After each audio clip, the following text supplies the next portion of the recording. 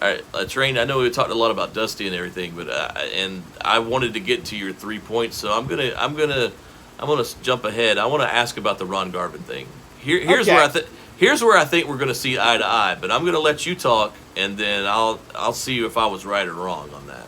Okay. So popular opinion was Ron Garvin's world title reign sucked, right? That's the popular opinion, without question. All right, what is the Crazy Train philosophy or opinion on that?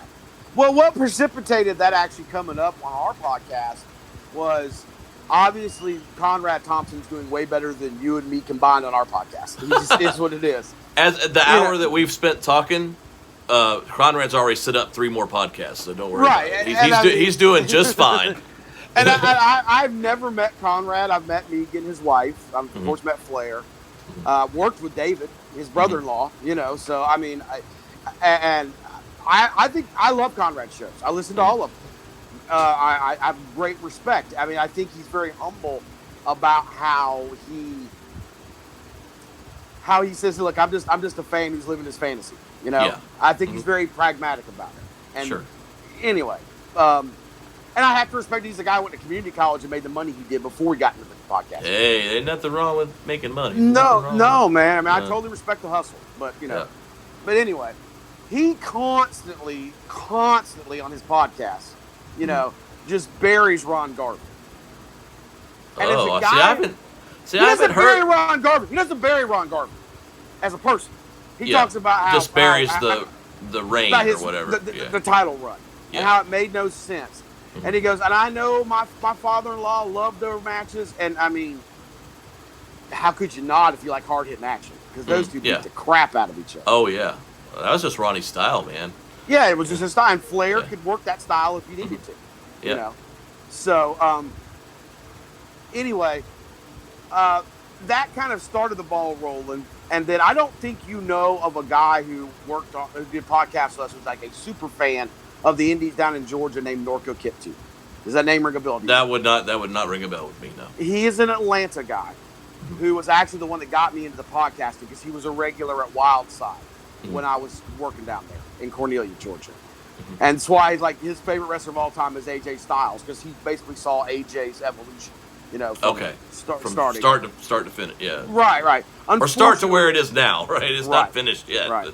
Unfortunately and sadly, we lost Norco about a year and a half ago, 2 years ago. Oh, I'm sorry. He had some health issues. He had some health issues. Yeah. You will never be a bigger Ronnie Garvin mark than Norco Kiptoo. I don't think they'll really ever exist. I might be close.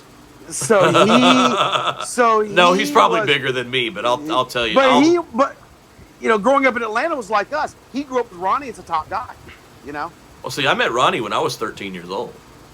Oh. But see, but that's Where, filling County Hall? Close. County Hall had shut down, and they started running St. Andrews High School. Oh. No. Before the field house, every once in a while they'd go back and forth. This was St. Andrews High School, which is no longer there, by the way. They took two schools and combined them. But back then it was St. Andrews High School. And I remember those promos, like Jim Cornette would say, it's like, St. Andrews High School, that's on Wapoo Road. That's the sound you're going to hear when I hit somebody with my tennis racket. Wapoo, Wapoo, Wapoo. They do it because they used to do those little local ads, right? And Jimmy Garvin would always talk market specifics, yeah. And Jimmy Garvin would always talk about the oak trees that were out front because there were oak trees out front. And he goes, somebody's going to eat an oak tree. He wanted to ram somebody into the oak trees. but I digress. The floor is yours, Ron Garvin. This gentleman was a huge Ron Garvin fan. Yeah, so Norco was a huge Ron Garvin fan, and we just got to talking, and this was shortly before he died. He had said, boy, because he did one podcast that was called the A1 Wrestling Podcast that morphed into the Wrestling Brother, which I wasn't on. That's him and 3 other marks just talking about the current, TV predictions for pay-per-view, that kind of stuff. Sure. One of the guys on that is the Seth that I've mentioned from Chicago. He and I do one called Classic Wrestling Memories. Okay. And our cutoff is the Attitude Era. So it's Attitude Era and back. And back. Okay. All right. And I think we've done, in the last 4 years, I think we've done 30-something episodes. We do them about every 6 weeks. Depends on, we've done a lot of tribute shows, unfortunately, because of guys that we've lost. Like the last show we did, Classic Wrestling Memories, we did a show on Pat Patterson. Yeah, right. And the one before that we did one on the whole Armstrong family because we just lost Bob. Yeah. So that's, unfortunately, when those deaths come up, we got to do that. But we've done other shows. Like I said, we did this Unpopular Opinion one. We did one with Mike on the first Starcade. We did one with Susan on Working the Territories in the 70s. Yeah, when stuff like that happens, I just feel like I have to at least make mention of it when it does. What we like to do is wait a few out of respect, right? We like to wait a few weeks because the Meltzers and the Kellers of the world are going to give you all the pertinent information about their career right after it happens. Sure. So we want to take the only guy we did really, really quickly after he died because both of us are such huge marks for him was Bobby Heenan. We did. Well, I had a different co-host back then, but we did Road Warrior Animal pretty quick. Sure. Because he's on the docket because another one we've lost that we were both big fans of. Because but I mean the way we did it, we just did like what were our favorite memories or what do we remember growing up watching them? Because I mean me and Will are about the same age, and and we would talk about it, and I said well I remember just briefly. I was watching Worldwide, and there's the Road Warriors, and then all of a sudden I'm watching late at night ESPN, and there they are. I guess they had showed an old classic AWA. Yeah, and I was like, whoa, they're working both places. This is awesome, So. Well, they were for a while there when they first came into the Crockett's in like '85. Yeah. Well, maybe it wasn't a pre-tape. Maybe it was the same era. I was a kid, so I don't know. But Norco had really gotten sick by this point. He was in and out of the hospital, and we would talk on the phone because on top of being a wrestling fan and getting me in the podcasting game, Norco was also a big Alabama fan. And so we talked SEC football all the time. Yeah. And he called and he told me, he's like, boy, I wish you and Seth, because we couldn't really do it in wrestling, brother, but I wish you and Seth would talk about Ron Garvin's world title reign. Mm-hmm. Because that was the podcast, Classic Wrestling Memories, that would be best suited for that.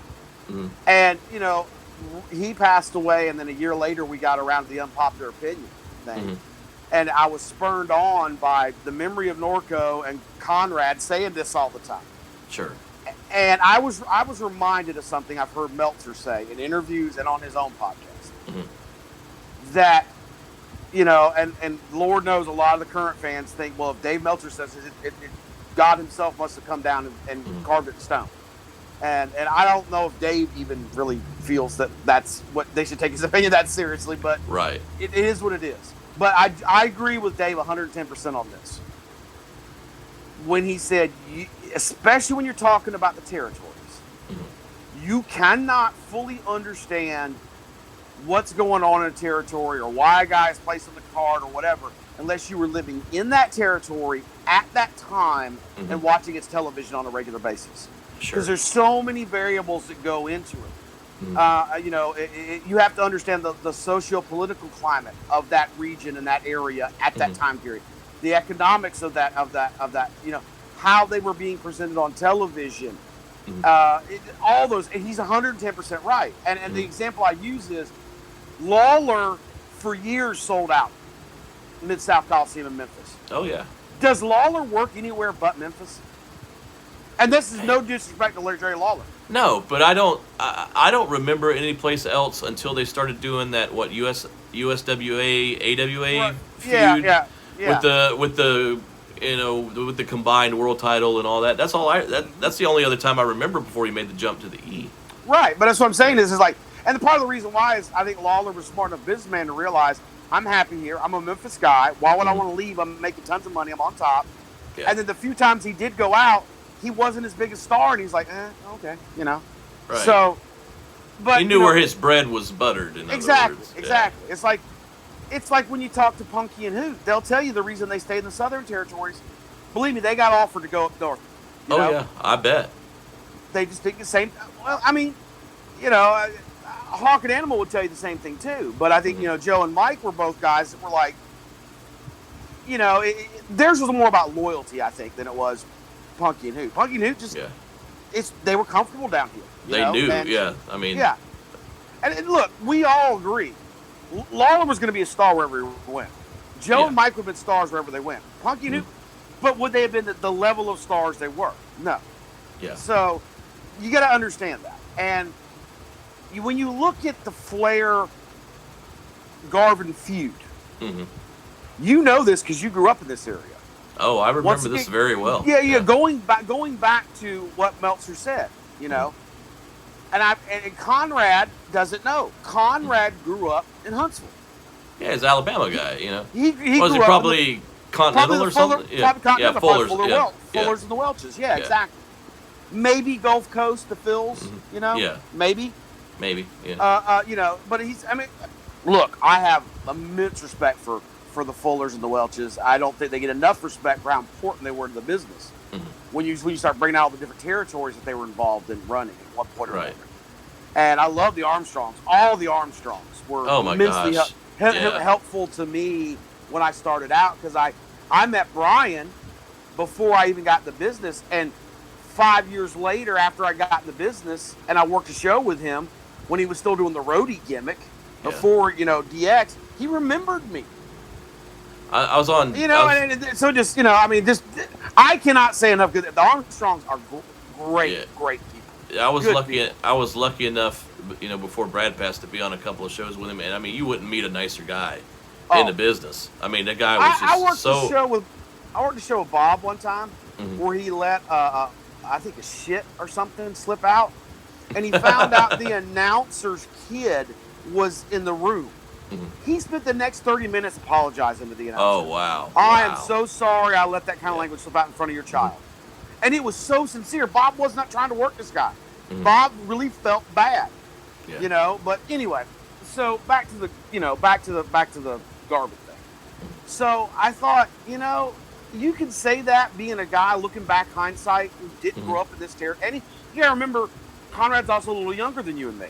You know, he's probably like late 30s, early 40s. I was going to say, he's probably late. I thought I'd heard he was in his late 30s, but and I'm probably 10, 12 years older than you. Yeah, Google it. We could find out how old. Yeah, I'm not trying to speak, but my whole point is, you're younger than me. You grew up in a different era. You didn't grow up in this territory.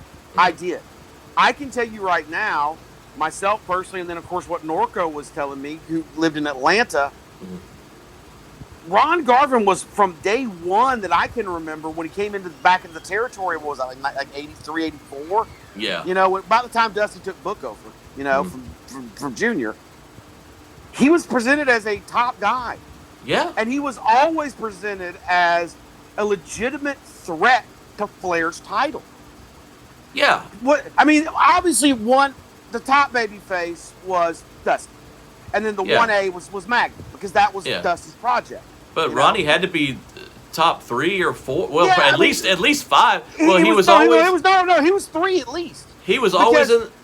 I would put Boogie up there too, but Boogie was never presented as a title threat. Like a little, Ronnie was always involved with a national title chase or a U.S. title chase, and then he won the Mid Atlantic Championship from Black Bart, so he was always a guy that on any given day, the U.S. tag titles with Barry, he was a guy on any given day could take one of your champions' belts. That's just the way he was doing it. And Seth, my co-host, in his research pointed out the fact that there was I think it was early '85. On the 605 Superstation show, they did a spot where Garvin got a visible pin on Flair. Now, granted, it was another wrestling rolling in and counting to 3, but it's like, if you understand how Dusty booked and how wrestling was presented by the Crockett, that's like, holy crap, we just saw the world champion get pinned. Right. You know?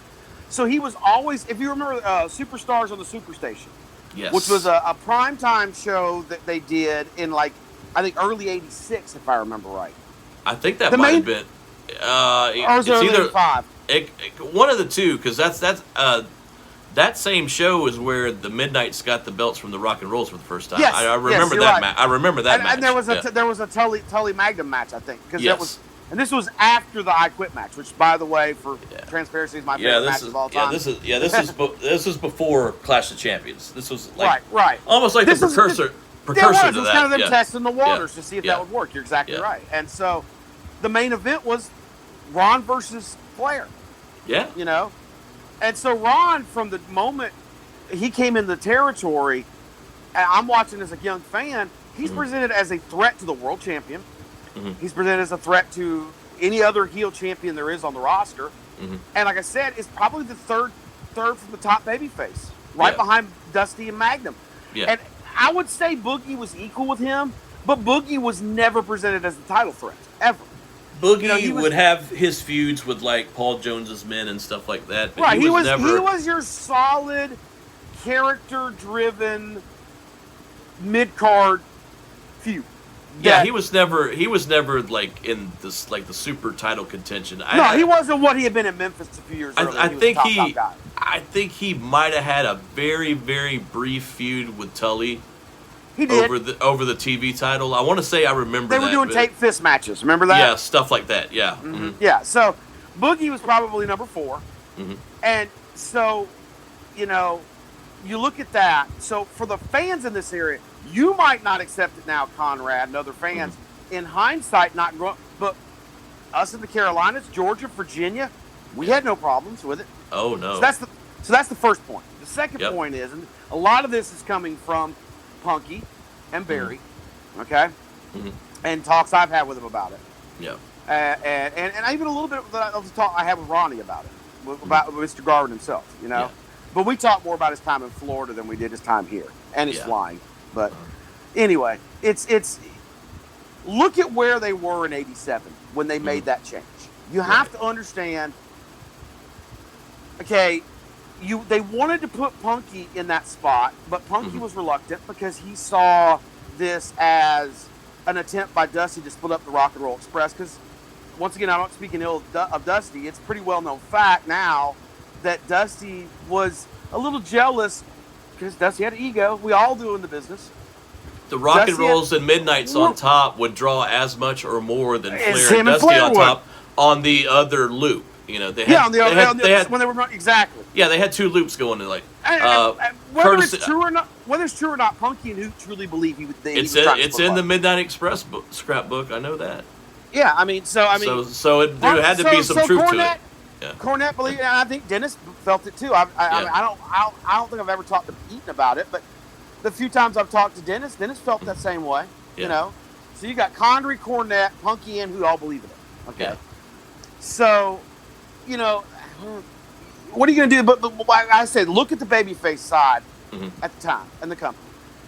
You couldn't do Nikita because you'd just done Nikita the year before. The year before, right? You couldn't do Magnum because the reason Nikita was even a babyface was because of Magnum's accident. Because Magnum's accident, yeah. I think the UWF signing had happened already. Maybe it hadn't. I was going to say, because Starrcade '87 had a lot of those title unification matches on it. But Sting had not become what he was going to become. He did. In fact, I would say the biggest baby face to come over and get accepted by the fans here is probably Steiner. And he was a heel to start out with. Probably so. Or Doc. Doc. Yeah, Dr. Death, maybe. Yeah. But Doc was in that feud with Barry Windham. Exactly, yeah. And Barry had just turned heel because he put him in the horse. So Barry's out of the equation. Yeah. Who else do they have? Barry wasn't heel in '87 though. He didn't turn heel until April of '88. Right. Yeah.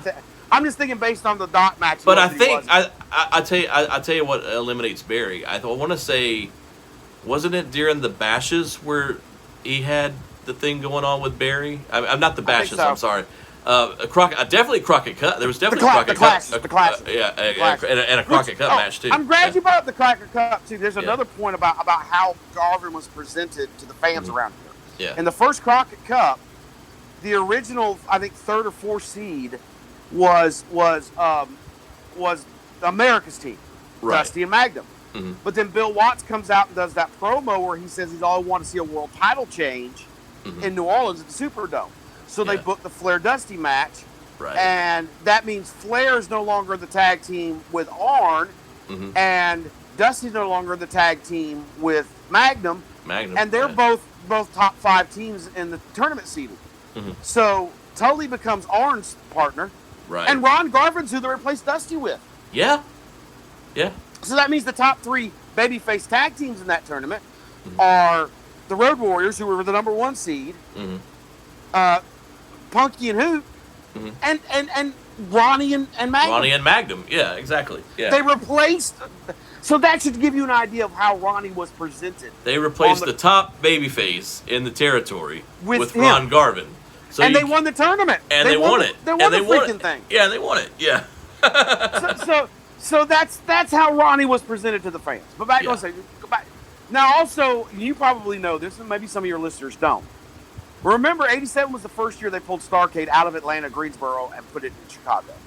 Because they had that stupid idea, we have to make it look big. And this is why it was great to have Seth, my producer, on the show. It was actually their second most. Once they got into the cable, they started paying attention to where they were running as far as ratings or something. And it was like their second biggest town, I believe. Exactly. If I did my research right. That's correct. I mean, Flair tell you that Chicago was always a big town. Chicago has always been a big wrestling town. Period. Yeah. I mean, the Buddy Rogers title win in '61 over Pat O'Connor. Yeah. Was in Chicago. Old Comiskey for the longest time. I mean, I think for like 30 years was the biggest gate for a wrestling show in the United States. Sure. It's always been a wrestling town. So anyway, whether that was dumb or not, which I think it was dumb to pull out of Greensboro. I think it was dumb too. When you look at the history of Greensboro on Thanksgiving night, but I won't get into that. That has nothing to do with Ron. But they understood when they went to Chicago, and like I said, it was really nice to have my co-host, who was a native Chicagoan who had lived there his whole life, talk about, but the building they ran was the UIC Pavilion. That's a joke building even here in Chicago. That was that made them look like number 2, because I mean you run Chicago, you run what? What's the big building? Well, at the time it was the Rosemont Horizon. Which is now thank you. Yeah. Which is now, I think, what what is it? I can't remember now. It's changed, but it's a Rosemont. That's where Vince ran, and the reason they couldn't run Rosemont was because Vince told Rosemont. That's where Vince ran. Because Vince told him, if you let them run there, you can't have us. You won't run. Yeah, we won't run here again. Right, exactly. So that's why they lost that building. So Vince was good at that kind of stuff. Yeah. Oh yeah, he was. Yeah, he was. That's why Starrcade didn't draw, because they said, well, guess what? If you run Crockett, you ain't running WrestleMania. That was the beginning of the counter programming that the two promotions were doing. Yeah. And I mean, the Crockett's, they fired one across the Crockett's bow, and the Crockett's came back and fired one across their bow with the first clash with the Sting Flair. But anyways, that's not important. Well, actually, Vince got 2 hits before Crockett got. Because Royal Rumble on USA Network, was for free up against Buckhouse Stampede. Yeah, we just did a tribute to Pat Patterson on ours. We talked about the Royal Rumble doesn't exist without Pat Patterson. Look at it. That's his old days in San Francisco. That was the big show for Roy Shires. Every year in January, he'd have the Battle Royal. We'd bring all the guys. Yeah, there you go. Who do you think was booking all those Royal Rumbles? And who got Vince's ear and said, the crowd go banana if we do this. If we do this battle royal, they go banana. Yeah. And the booking I can't do the Pat. I can't do the French Canadian. Yeah. But here's the thing with Pat. He was such a genius. He booked those things the way they did them with the delayed entries. They were so good. But anyways. Yeah. Smart. Back to Chicago. Sorry, we got off topic. But so now we're back to Ron Garvin. Back to Ron Garvin. So there was this idea, going back to what you said earlier about looking at their cable ratings and stuff. Mm-hmm. They wanted Flair to go over clean in Chicago. The belt. Yeah, for the belt in Chicago. Not in a title defense, in a title victory. Victory, yeah. So they knew, and I come from the school of booking, and the booking when I've booked before, the Eddie Graham school of booking, which is you know where you want to go, and then you book backwards. Right. Well, where the hell did Dusty learn to book? Eddie Graham, Florida. Dusty books the same way. Mm-hmm. And so he knows what he wants to do. So he's like, I got to get the belt off of Flair and put it in a guy that the crowd will buy, that doesn't mind doing the honors, and that I'm not going to kill his heat if I put it if by him doing the honors for Rick in Chicago. Sure. Mm-hmm. So when you look at all the guys that he had, he's not. You don't want to kill Nikita because he can't go back. You can't really go to Punky. Yeah. Barry, you're right, was a babyface at the time, and I think if you understood where Dusty wanted to go, he had this idea of, well, I think he kind of knew where Sting was going to go already, because I think Dusty was that smart. I think, before it had been, I think you wanted Barry and Magnum to. Well, actually, I think even farther back than that, I think you wanted it to be David Von Erich and Magnum. But then, of course, David unfortunately died. Yeah. But I mean, I think Dusty. And just taking a look at Sting, Sting for the longest had been a heel right up until that purchase. He's part of Hot Stuff and Hyatt International. Exactly. Yeah. Yeah. So, but I think Dusty had this grand idea of having a long-term back and forth between Barry, Sting, and Nikita. Right. And so he didn't want to put Barry in that spot and then kill him by having him do the job for Flair. Sure. So there's a lot of, and for fans that haven't booked and don't understand, when you do long-term booking and seeing where fans perceive guys on the card and who's going to be hurt and not going to be hurt by finishes, you've booked some, so you know what I'm talking about. Yeah. And, Dusty was one of the greatest bookers of all time. You don't think he wasn't thinking about this? Oh, yeah. When you put into perspective how he presented, where he was, and Ron did tell me this himself. Yeah. He was 41 years old when he won that title. Yes. When they came to him and asked him, he's like, I'd have been a fool to say no. Because I was never going to get another shot. I was going to say, that might have been the only shot he was ever going to get, And he's like, and he even told me, he said, look, at the end of the day, when I'm dead and buried, my epitaph's going to read former NWA World Heavyweight Champion. They can't take that away. Yeah, they never, yeah. And then here's a thing that, and you know what? Vince did a similar thing around the same time period.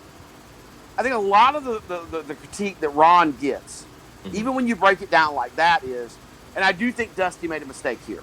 And you're very rarely going to hear me say Dusty made a mistake in booking, but I do think he made a mistake here.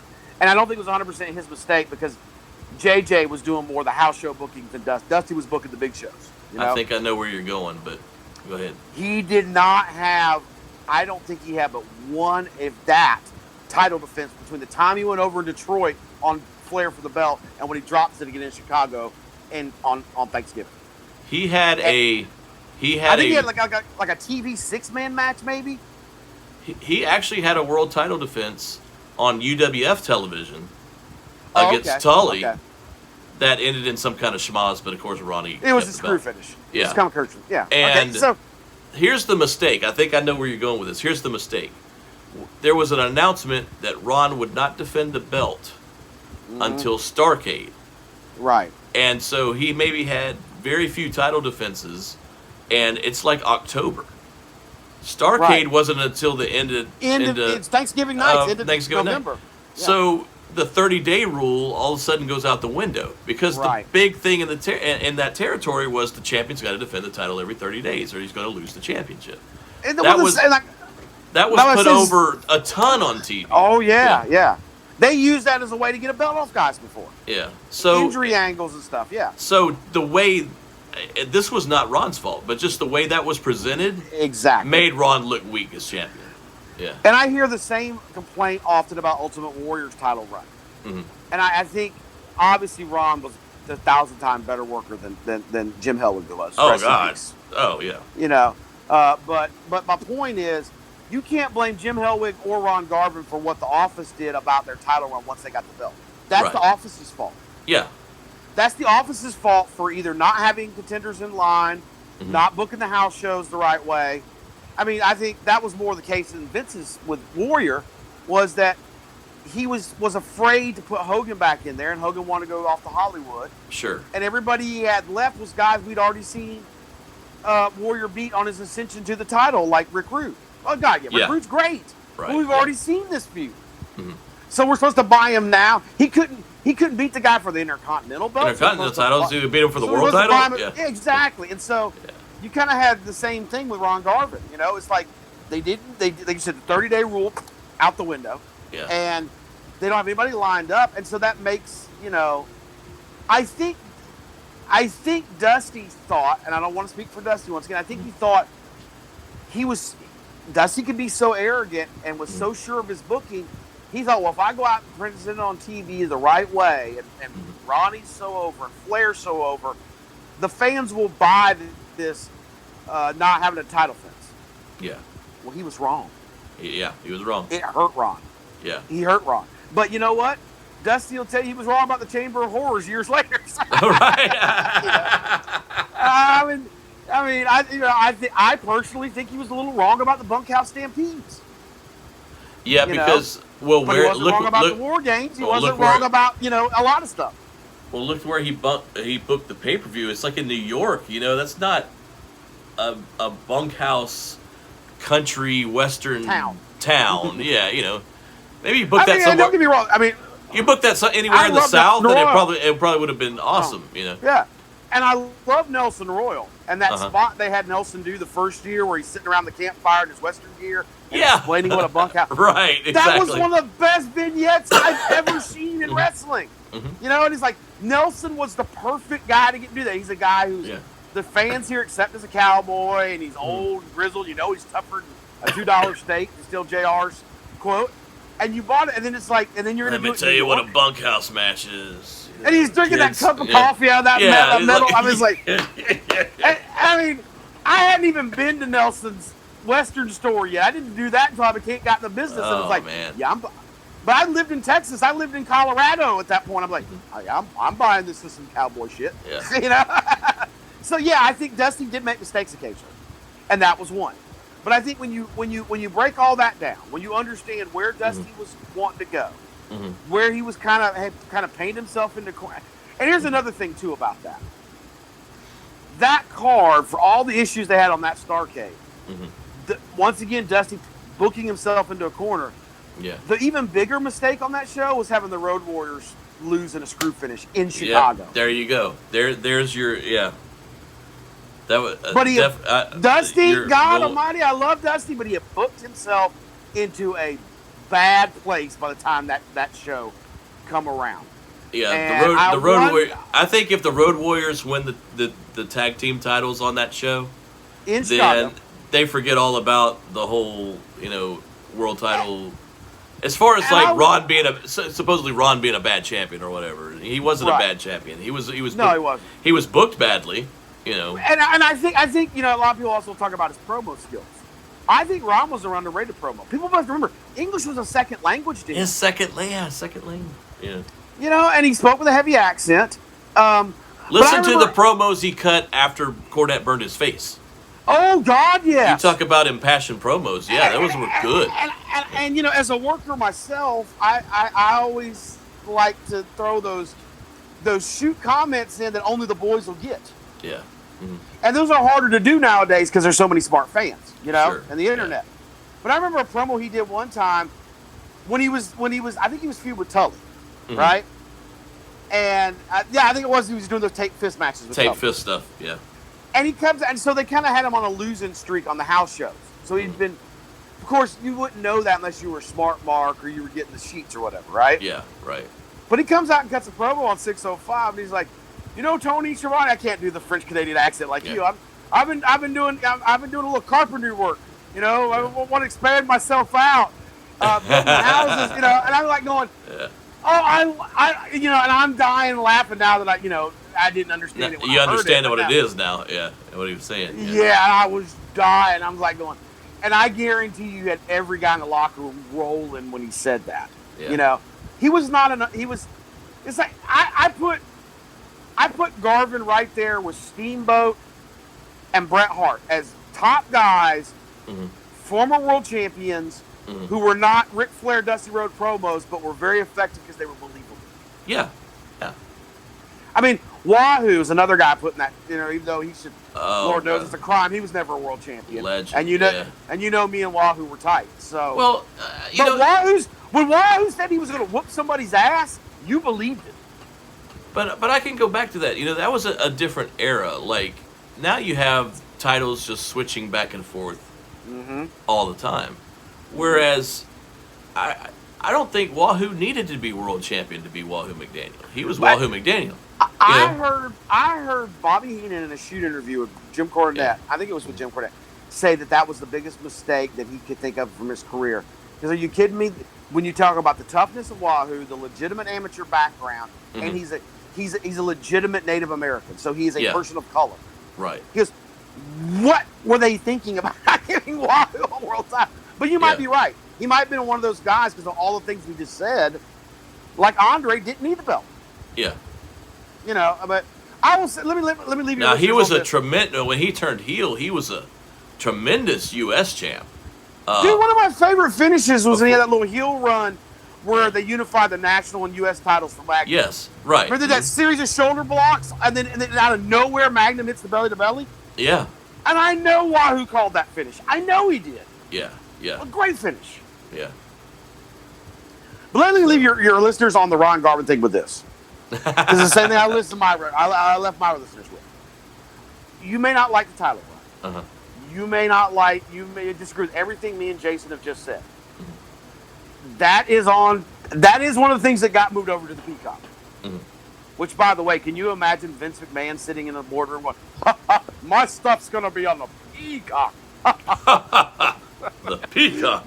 The pea and cock. That's good, funny, pal. That's good shit, pal. That's good stuff, pal.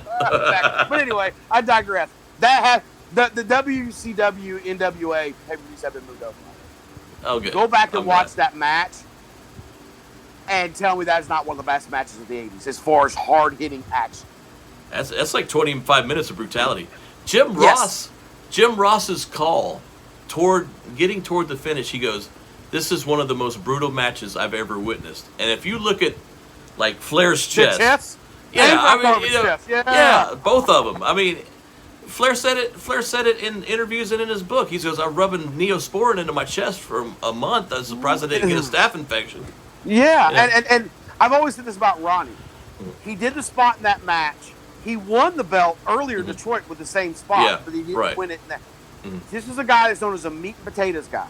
Yeah. He does the chops, the Garvin stomp. He puts people in the sugar hold. I used to love it when he put TV guys in the sugar hold. TV guys, he would. David Crockett would mark out. Oh, he's running sugar hold.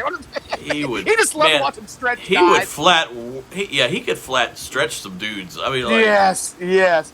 But with all that being said, he won the world title with a sunset flip off the top rope. Yeah, right. That is a hell of a high spot, even by today's standards. Yeah. Oh, yeah. And I'm like, dude, do not. And one of the things I always say about wrestling, it's part of the reason I don't like a lot of the wrestling now. Mm-hmm. And I'm going back to being a kid. Mm-hmm. You should look like you could win a fight to be a pro wrestler. Sure. Absolutely. I mean, even Punky, even Ricky Morton, not a big guy. Yeah. He looks like he can win a fight. But he's tough. Rey Mysterio Jr. is a tiny guy, but he looks like he can win a fight. He looks like he can win a fight, yeah. Yeah. I mean, look at this ugly face. You think I haven't been hit a few times? I look like I've been in a fight, And Ron Garvin checks that box 10 times, Yeah. Ron Garvin looks like he could win a fight with a grizzly bear. See, that's why. That's why I was always a manager. I don't have that face that looks like I can. My face too pretty, man. Well, I don't think I have a fighter's face. Not that I've never been in a scrap, but I've won a few scraps, lost a few scraps, but I've been in a few scraps. Who hasn't? I mean, even some of the current guys, like Daniel Bryan, doesn't look like he can win a fight, but he looks like he wouldn't stop. You'd be in a hell of a fight against him. Yeah. You know what I'm saying? Where like Roman Reigns, for all the crap he gets. I don't think. Kidding me? I mean, the only problem I have with Roman Reigns is he played for Georgia Tech. That's the only problem. I've got nothing. I've got nothing against Seth Rollins, but to me, he doesn't look tough. No, he looks too pretty. He looks like a CrossFit guy. He doesn't look like a guy that beats you up. CrossFit Jesus. CrossFit Jesus. Yeah. Exactly. Roman Reigns looked like he could win a fight. Roman Reigns looked like he'd beat your ass. Yeah. Yeah, I'm sure he could. All those. And of course, Brock. With that neck like this, he looks Brock like he'd is the missing link between the Thunder Man and Cro-Magnon Man. I swear. Yeah. But I mean, I'm trying to think of who. I'm trying to think of who on that roster really looks like legitimately tough. Samoa Joe. It's hard. Samoa Joe for sure. John Cena. Much you hated John Cena looks like he can win a fight. Well, he's just got that bodybuilder's physique, so he looks like he. Sure. I mean, as long as he's not all show and no go, then he looks like he could beat you up. One of my favorite young guys, and he's not young anymore. He's been around a long time. Adam Cole. I like Adam Cole. Adam Cole is like Daniel Bryan. He looks like a guy who you might not win a fight, but you're going to know you're in a fight against him. Sure. And to me, this is just me. Ciampa looks like he'd beat your ass. Exactly. I think he looks tough because he's got that old grizzled kind of look, and he's not big, but he's muscular. So. And I don't want to sound like I'm jumping on the Cornette bandwagon, but he's right. Orange Cassidy does not like you win a fight. Marco's stunt is a midget. It's even worse. And I just put over how tough I think Rey Mysterio looks. So don't think it's a size thing. Let me say one thing about Orange Cassidy. I am not a big fan of that gimmick. However, he had of course, maybe it's my boy, and I'm biased, but he had a match with John Schuyler on Dark, right? Okay. The way the match was presented was like John was like, "You're not going to put your hands in your pockets against me. I'm a professional wrestler. You're going to fight me." Because he was always wanting to go back to the pockets thing, and John would like smack him or he would do something to him. And so finally, as the match progressed, it's like Orange Cassidy's got to wrestle now, right? Because if he doesn't, we don't know a lot about this John Schuyler, but he wants to fight this guy. So it was like the first match in a while that I'd seen Cassidy in that I was like, I like the way they laid this out. I don't know if John laid it out or they both worked on it or whatever. Who was the agent? Who was the producer on it? I'd have to go back and ask John. I mean, it very well could have been Billy. But it could have been one of those things where they might have had a fishbone of idea, went to the producer and said, "Hey, is this okay?" And he's like, Well, they've got a lot of veteran guys that could have went. They could have went to Arn. They could have went. There's no. Well, I don't know if Arn's doing a lot of the stuff on Dark, is he? I'm not. Dean's working for him though, isn't he? That could have been Dean. Yeah. And I'm gonna have to ask John that. And I could see Dean. That's Dean's kind of psychology. Yeah. Because Dean was a pure wrestler. I'll have to ask John who the agent is. That's a good question. I wish I had asked that. But every once in a while I'll talk to brother, and he'd be like, "Hey man, what'd you think?" And I was like, I think you're I said honestly, maybe I'm a little biased because I know you. I said you're like the first person to really get something out of Cassidy. And he goes, well, that's high praise. And I said, because he's had that feud with Chris. And I said, yeah, but I didn't even think Jericho got what I thought you got more out of him in 6 minutes than what Jericho got out of him the entire time he was feuding with him. Because he didn't do the stupid mimosa, you know what I mean? Yeah, the stupid dunk tank full of mimosas. I was like, you had a solid TV match where you look like, okay, I know who you are. I know that you don't take this seriously. I'm here to let you know I take it seriously. And if you're going to win this match, you're going to have to wrestle. And that's the way it was presented. Well, it reminds me a little bit there what we're talking about. Do you know the Reverend Dan Wilson? Announcer, manager, Tennessee. I do not. He was the announcer on Wildside, the TV announcer when I was down there. And we were having a talk online a couple days ago. And we were talking about, I contacted him because I had a question about a guy that was, if you knew where he was. You know how it is within the business.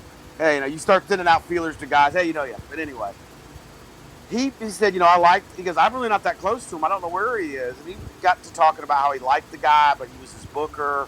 Mm-hmm. And he only saw him in one place on the card. And he thinks that's where some of the tension might have come from between him and this guy. He liked the guy. He didn't lack any respect for him. And we got to talking, and it made me realize, and we both agreed on this. Me and Dan both agreed on this. Mm-hmm. Not every booker is going to see every talent the same way or on the same place on the card. Mm-hmm. And if I could give any advice to guys that are been in the business for a while, not new guys, but guys that have been in 5, 8, 10 years, right? And you go to a new territory, you go to a new promotion, and you're not happy with your placement. Instead of getting your butt on your shoulders, realize that they might like you as a person. Mm-hmm. They might see you as talented, but they just don't have a place right for you then. Right, at that moment, yeah. Right. And so, I as a guy who did comedy, and a guy who am very polarizing both personality-wise and ring style-wise, have understood, because hindsight is 20/20. that there's a lot of guys that I thought didn't like me or thought I wasn't talented or thought that I was a joke or whatever, that I realize now that time has passed and I've been friends with them outside of the business and beyond my career. They actually do think I was talented. And they actually do like me. And they did like my in-ring work. It was just that wasn't their vision for where they wanted that locker room to go at that point. And so that, I think, is something that the Bucks and Cody, and those guys are learning now that they have this company. Yeah. I mean, and they're learning that and the business has changed, Sure. Cody's dad, which we put him over so much on his booking act. So much today. But I love Dusty. But it's true. It's true. Yeah. Dusty was from that school they knew what the fans wanted before the fans wanted it. Oh, yeah. And so then they gave it to them, and then the fans were like, I didn't even know I needed this. Yeah. I mean, nowadays with the internet and all that, it's not the same. It still makes me mad though, and I'm probably gonna draw some heat, and I'm sure we got to wrap up, but I'll finish it with this. What, draw heat on this show? Nobody would ever do that. When people go ahead. When I have guys that are smart marks come to me, and they'll say stuff sometimes, and I'll go, and this is why they call you a mark. Yeah. I proudly wear the term mark as a badge of honor. I am proud to say. The reason we all are though, because I was one. Yeah. The reason I got into the business because I was a mark. I was a fan. I'm still a mark. Yeah. I'm still a mark. Yeah. So quit getting your butt on your shoulders about being called that, and quit. And more importantly, quit acting like one. Don't like Seth, my co-host, says all the time. We all love sausage. Doesn't mean we want to see how it's made. Very true. Indeed, yeah. I could probably, because of my time working in hospitals, do open heart surgery. I'm not kidding. I know the mechanics of how would the patient survive? Nope. No. I mean, I would make the incision in the right place. I'd pull the heart out. I'd do all that stuff. Would the person live? Nope. So what makes you think just because you read some crap online and you've talked to some wrestlers who, by the way, are working you, because we all work you, myself included, all the time. It's what we do. What makes you think because you read something online and you read a few books and you saw a few videos and you talked to a few guys in the business that you know how to do this all of a sudden and you fully understand it? And I will tell you, if you want to know about this, if you want to hear those inside things that me and Jason were talking about earlier, that I'll share with him, I won't share with other people. Get your ass down to a legitimate trainer, learn how to bump, get your ass up and down the road, pay your dues, and it makes me think of that promo Flair cut, the last Nitro. Where were you? Where were you? When you cut yourself 10 times in one night, bled, you know, you weren't. You weren't there. Yeah. And bled every night for 2 weeks, and Right. I love fans and I appreciate fans and thank God for them, because we wouldn't have. Thank you. You fed my family for 6.5, 7 years. Thank you so much. Okay, but at the end of the day, don't come at me like you know more than me. I'll respect you, but I expect the same in exchange. If you could do what I'm doing, then why are you paying to see me do it? There you go. Yeah, and some folks just, I think they want to be close to it. I think the majority don't mean any harm, but they don't realize. I think everything is so out in the open now with the internet and things like that. So they kind of have this misunderstanding that they know everything that's going on. You can't know everything that's going on unless you've lived it. Right. You just can't. I don't care. You can read 100 dirt sheets. You don't know what it's like to take a bump if you've never taken one. You don't know what it feels like. You don't know what it's like to take a bump and mess up a bump when you didn't tuck your damn chin and about knocked yourself out. Yourself. Yeah. You don't know what it's like to have kids and be away from them because you're following your passion and you're wondering, is this payoff that I just got screwed on this promoter by going to be enough to put diapers on my baby? True story. You do not know what it's like to come off the road after 5 days and done four of the 5 nights on hardcore matches. Yeah. And your little girl, who's 5 at the time, says, Daddy, can you please play with me? And you physically can't do it. And you can't. Yeah. And your ass is on the road 2 days later to do it all over again. Yep. So if you think that I'm being a jackass when I talk to you like that, yeah. I'm sorry. I'm not saying I'm the world's biggest authority on how to do things, but I get mad if people ever question my passion. I was like, do you know where I was April 5th, 2008 when my grandson was being born? I was at a wrestling show. I knew that there was a chance my daughter would be induced and that I might miss his birth. But I was booked. That's how loyal I was to the business. Now whether that makes me, oh man, that's awesome. This dude was like hardcore. He missed his grandson's being born because he loved the business so much, or that makes me a shitbird because I should have been there when my grandson was born. Right. You call it either way you want to see it. I'm just saying I have seen guys get into the business. This is where I'm going to it's going to take a downturn to where I'm going to sound a little bit shitty. I've seen guys get in the business, didn't do half the training I did, and yet they're getting spots that I felt like maybe not so much me, but maybe should have went to other people that were better trained and more deserving and stuff like that. And I'm like, I'm not going to call out anybody. I'm not going to go throw him under the bus. But I saw a guy in training, and I swear he took 5 bumps and cried. And I'm like, and he's still in the business today. And I'm like, why are you here? Because you don't do, in my opinion, you don't do the things you need to do to even be in the business, much less get a main event spot he's a referee. As a referee, doing the things that you do. And it's like, I don't understand that. I'll never understand that. And I'm not just picking on the one guy. I mean, I see this a lot. Go to the Eagle's Nest and look at how many guys there are going to get their heads blown up. And I'm not shitting on Eagle. I'm just saying this is the way it is. You go up there and they'll make somebody champion just because he's got a good look. He probably hadn't had 3 weeks of training. He told me nonstop for about 30 years. Hey, but he told me once, he goes, I don't have to pay anybody. There'll be some backyard guy up here in 3 weeks looking for a spot. Yeah, he's right. And that's unfortunate, but that's just the way it is. So it hurts me that Jerry says that because I consider Jerry a friend and a brother. Well, I've heard it out of his mouth. But you also know Jerry knows very well that shit wouldn't have happened back when he was breaking into business. It was too closed. No. Oh hell no. But whatever, he's got a show to run. He does what he does. I say to anybody, if you want ring time, if you just need the ring time, you need the experience. By all means, if you're looking to make, I had to take some time off because we've all health issues had to go in the middle of my career, and I went there and I told Jerry, Jerry, I'm coming up for a couple of weeks. I need to knock some ring rust off, and get my timing back down. That's what I told him. Brother, come on.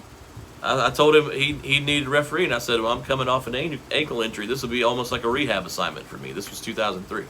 And he wasn't actually for even pointing that out, was he? No. He said, no, brother, we could use another referee. Come on up here. And I'm not blowing, and I'm not trying to, we got to wrap this up. And I'm not trying to blow smoke up my own ass. But pretty soon, guys like, well, Nick Fury's going to be there forever. But like Neil Nitro, guys that had spent a lot of time there. Can you ref my match tonight? And I'm like, I'd love to, but it's not fair. We've got 2 other guys here. Though they're green as shit and they don't know what they're doing.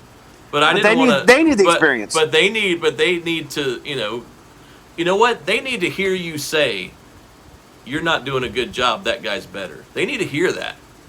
If they're gonna stick around. I said, I think I told Neil that one time. I said, they actually need to hear that from you. But at the same, I can't go in somebody else's locker room and be a big shot. Was I better? Probably. Hell no. No, I was better. I was better trained. I listened better, and I didn't wear white tennis shoes and a pair of jeans. So I would say yes, I was better, but I'm not gonna, if there's 9 matches, I'm not gonna take 7 of them because of my ego. I'm like, look, there's 9 matches, there's 3 referees. Let's each take 3. Well, guess what? If Keller's there, I know I got that match, or at least back in the day I did. If any of his guys are there, I'm gonna get that one. And then it's like toss up for the 3rd match, right? And then you guys can divvy out the other ones. And it kind of was what it was. I said, I'm just telling. I said, well, why do you get this match? And I said, well, I'm going to tell you because that guy trained me, and he's going to go to Eagle and say, okay, I want Jason for the. That's just the way it always was. But you were a ref. You don't understand how many guys didn't want to work me because I did so much comedy, and they had the big head. They had the big head. That's silly though. And they would think, well, I don't want to put that over, And then the guys who got it, I had my best matches with. You put over. At the end of the day, you put over who the booker tells you to put over. Right. Exactly. And except I would make arguments to where I would manage guys like we'd go in for like a 1-shot or something, right? Like, why are you putting us over? We're not coming back. Yeah. Put this kid over. I've been in that spot before. I've done that. We've made that argument. I actually did have one promoter. I think it was Mississippi or was Louisiana. I can't remember. It was somewhere out that way. And the guy wanted, and we were just in for a 1-shot, and he was. I was like, why are you putting me? It was a tag team. Yeah. And then he explained to us that this tag team was in an angle where they kind of had the Barry Horowitz thing, where they couldn't win. Oh, I see. So he was literally bringing in different tag teams every week to work this tag team and put them, and with the payoff being, I think he told us eventually he was going to have that tag team beat his big champion team that hadn't lost in like 2 years. Right. Which that's smart booking in my opinion. That could get over if done right. But I had that happen a lot of times too. It's like, this crowd doesn't know me. Why are you putting me over? If that was the case, if that was the case, I would have said, "Hey, don't even put me in that spot. Give me something else. Give me something else to do." If that's the angle you're running, because I wouldn't want to. I made that argument with it was upstate. I made the argument with the promoter. I don't. Some people might say different, but I don't argue a lot. Only when I'm impassionate. When I'm impassioned about something. I said, he's going to be here next month or in 2 weeks or whenever you run again. I said, let's help him out. Who knows? He might turn out to be something. Hey, we're getting ready to wrap it up here. Let's catch Crazy Train. The name of the podcast is? It is Classic Wrestling Memories is our wrestling podcast.